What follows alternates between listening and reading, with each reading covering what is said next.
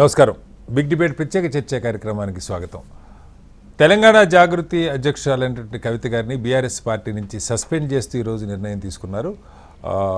స్వయంగా కేసీఆర్ కుమార్తె అయినటువంటి కవిత గారు నిన్న కాళేశ్వరం కమిషన్కి సంబంధించి అందులో కీలకంగా అవినీతికి పాల్పడ్డది హరీష్ రావు గారు అలాగే సంతోష్ రావు గారు అని చెప్పి పేరు తీసుకొని మాట్లాడిన కారణంగా ఇది పార్టీకి తీవ్రంగా నష్టం చేస్తున్నటువంటి అభిప్రాయంతో ఇవాళ కేసీఆర్ గారి ఆదేశాల మేరకు సస్పెండ్ చేస్తున్నట్టు క్రమశిక్షణ సంఘం లేఖ విడుదల చేశారు. చాలామంది బీఆర్ఎస్ నాయకులు దాన్ని స్వాగతిస్తూ పార్టీ కంటే ఎవరు ఎక్కువ కాదన్నటువంటి ప్రకటన చేస్తూ ఉన్నారు. అయితే కవిత గారి ప్రకటన గత దాదాపు 100 రోజులుగా కవిత గారు అనేక సందర్భాల్లో బీఆర్ఎస్లో చాలామంది నాయకుల్ని టార్గెట్ చేస్తూ మాట్లాడినటువంటి పరిస్థితి.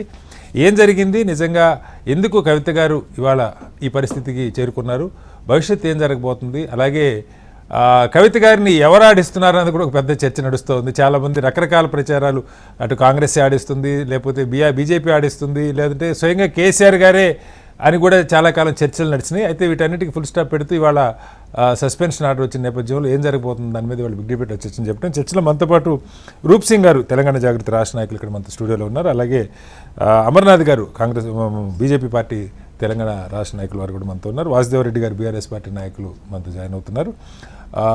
మరి కాసేపట్లో కత్తి వెంకటస్వామి గారు కాంగ్రెస్ పార్టీ అధికార ప్రతినిధి వారు కూడా జాయిన్ అవుతారు. అందరికంటే ముందు పెంటపాటి పుల్లారావు గారు ప్రముఖ రాజకీయ సామాజిక విశ్లేషకులు వారు కూడా మనతో జాయిన్ ఉన్నారు. పుల్లారావు గారు నమస్కారం, మీతో స్టార్ట్ చేస్తాను. యా, మీరు చూశారు అంటే మే 23 అనుకుంటా కరెక్ట్గా ఆవిడ యుఎస్ నుంచి దిగుతూనే ఎయిర్పోర్ట్ దగ్గరే చాలా ఘాటుగా స్పందించారు. కేసీఆర్ గారి దేవుడు ఆయన చుట్టూ దెయ్యాలు ఉన్నాయని చెప్పి అప్పటి నుంచి అనేక సందర్భాల్లో పార్టీలో లోపాలని బహిరంగంగా ఎత్తి చూపటం, అలాగే కొంతమంది నాయకుల మీద పరోక్షంగా లేకపోతే ప్రత్యక్షంగా వ్యాఖ్యలు చేసినటువంటి సందర్భాలు ఇవాళ బహుశా పరాకాష్ఠకి చేరింది. నిన్న ఆవిడ ప్రెస్ మీట్ తర్వాత ఒక కంక్లూజన్కి వచ్చినట్టుగా కనపడుతుంది. కేసీఆర్ గారు ఇక చర్యలు తీసుకుపోతే పార్టీకి తీవ్రంగా నష్టం ఉన్నటువంటి ఆలోచనతో సస్పెన్షన్కి ఉపక్రమించారు.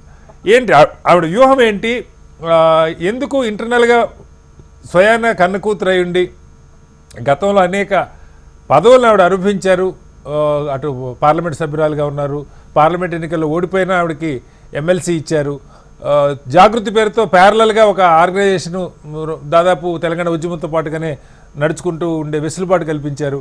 అంటే ఎందుకు ఆవిడ ఈ స్టెప్ తీసుకున్నట్టు? ఒకటి స్ట్రైట్ వే పెద్ద రాజకీయ కారణాలు మిత్రులందరూ చెప్తారు అక్కడ, అది కాదు బాధ అవుతుంది. న్యాచురల్ గా కుటుంబంలో డిఫరెన్సెస్ రావటమే న్యాచురల్. మీరు కాంగ్రెస్ పార్టీ తీసుకోండి, ఈవేళ కూడా సంజయ్ గాంధీ పిల్లవాడు రానివ్వలేదు కదా, వచ్చి అడిగినా. లేకపోతే కరుణానిధి ఫ్యామిలీ తీసుకోండి, ప్రకాష్ సింగ్ బాదల్ ఫ్యామిలీ తీసుకోండి, ఎక్కడైనా మోర్ దెన్ 1 మెంబర్ ఉన్న చోట తప్పదు. ఎక్కడో కనుమోయి డిఎంకే లో ఆవు కూడా జైలుకి వెళ్ళి బయటకు వచ్చాక నిశ్శబ్దంగా ఉండి టాక్ట్ఫుల్ గా స్టాలిన్ కలిపి క్వైట్ గా ఉండి ఆమె రీహాబిలిటేట్ అవ్వింది. ఏం ఆశ్చర్యం కాదు. ఎత్తుకొచ్చింది ఈ తేడాలు ఏమైంది ముగ్గురికి తెలుసు. ఆమెకు తెలుసు, ఆమె అన్న కేటీఆర్ కి తెలుసు, ఆమె ఫాదర్ కేసీఆర్ గారికి తెలుసు. Real reasons. ఇదే ఆశ్చర్యం కాదు, చాలా న్యాచురల్. తాకరేజ్ ఇద్దరు ఒక గదిలో పెరిగి వాళ్ళు దెబ్బలాడుకున్నారు. ఇది మోస్ట్ న్యాచురల్. ఎప్పుడైతే ఆమె బయట మాట్లాడతాం మొదలు పెట్టారో ఆమెకు అన్కంఫర్టబుల్ గా ఉండొచ్చు అక్కడ. తర్వాత కారణాలు ఇవన్నీ పొలిటికల్ రీజన్స్ మన మిత్రులు ఇస్తారు, అది అక్సెప్ట్ చేద్దాం. బట్ హ్యూమన్ కండిషన్ అంటే తప్పదు. ఎక్కడ మహాభారతం అప్పటి నుంచి స్టార్ట్ అయింది అన్నదమ్ముల భజన. అలాగే ఇది న్యాచురల్. పవర్ ఎప్పుడైతే పోయిందో కేసీఆర్ గారికి అప్పుడు ఇంకా ఇది ఇంటెన్సిఫై అయిపోయింది. ఎందుకంటే ఆయన చేతిలో పవర్ లేదు కదా. పవర్ ఉంటే ఆయన ముఖ్యమంత్రి అవుతే ఇలాంటివన్నీ మళ్ళీ సబ్మర్జ్ అయిపోతాయి. ఎందుకంటే తండ్రి ముఖ్యమంత్రిగా ఉన్నాడంటే జాగ్రత్తగా ఉంటారు అందరూ. సో అవన్నీ చూసుకుంటే ఏం ఆశ్చర్యం కాదు. కెమిస్ట్రీ బాగోలేదు, క్లియర్ గా. కెమిస్ట్రీ బాగుంటే ఏదో అడ్జస్ట్ అయిపోతుంది కదా, ఇల్లు అయినా అవుతును, వాళ్ళైనా అవుతును. సో తర్వాత న్యాచురల్ గా మీరు అన్నమాట ఆయన డిసిప్లిన్ తీసుకోపోతే ఇక పార్టీ ఏం మిగులుతుంది? కరెక్ట్ గా కాదా నేను అంటలేదు. ఎవరినో పేర్లు పెట్టి విమర్శించారు, వాళ్ళు కరప్ట్ అన్నారు. హరీష్ రావు గారు ఇంకోళ్ళు ఎవరెవరు. మరి ఆయన యాక్షన్ తీసుకోపోతే ఎలాగా?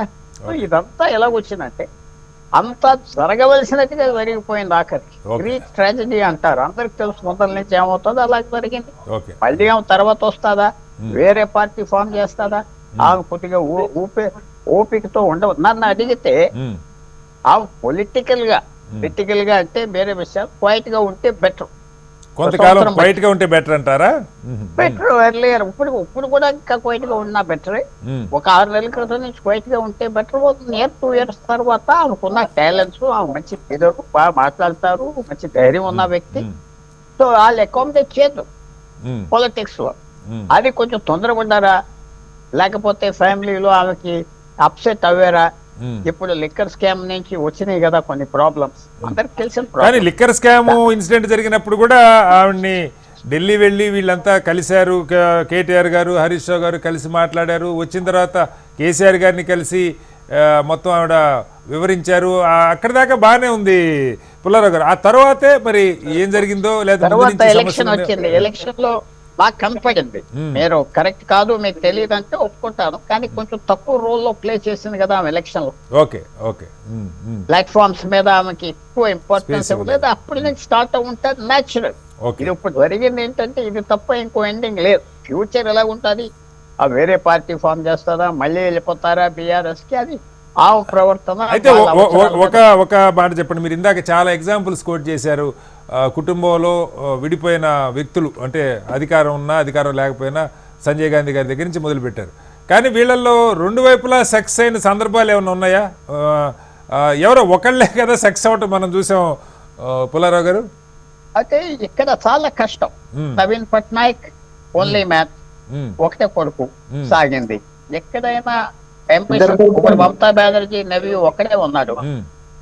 ఇప్పుడు ఉంటే లాక్కును లాలూ ప్రసాద్ యాదవ్ ఫ్యామిలీ చూస్తున్నారు. ములాయం కుటుంబం దగ్గర ఫ్యామిలీ సెప్టెంబర్ 2016లో తండ్రిని స్టేజ్ మీద తోసేశాడు. అఖిలేష్ యాదవ్ తోసేశాడు ఆ పెద్ద మనిషి తండ్రిని పబ్లిక్ గా. గదిలో పెట్టి బాతున్నారు ముసలి అప్పుడు ఓపెన్ గా. పవర్ అంటే ఇంకన్నీ మర్చిపోండి. పవర్ రాగానే ఫ్యామిలీ ఉండదు, ఏముండదు. పాలిటిక్స్ అనగానే పవర్ కోసం ఒక కోర్స్ ఫీలింగ్ వచ్చేస్తుంది.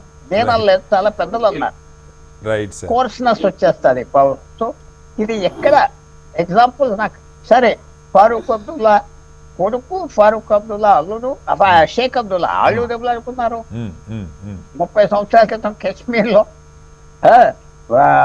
దేవిలాల్ కొడుకులు 3 పార్టీలు పెట్టుకున్నారు. సో దెబ్బలాడుకోవటం కామన్ అంటారు. అదే కదా. మరి ఎక్కడ నాకు ఒక ఎగ్జాంపుల్ చూపెట్టండి. అన్నదమ్ములు కలిసి చేసుకున్నారంటే, నాకు అక్క చెల్లెళ్ళు కలిసి చేసుకున్నారంటే I will be very happy. ఇది హ్యూమన్ కండిషన్, ఇది న్యాచురల్. కొంచెం తప్పించుకుని పాలిటిక్స్ లో ప్లే చేయవలసింది. నా సలహా అడిగితే క్వైట్ గా ఉండమని 1 year బట్టి.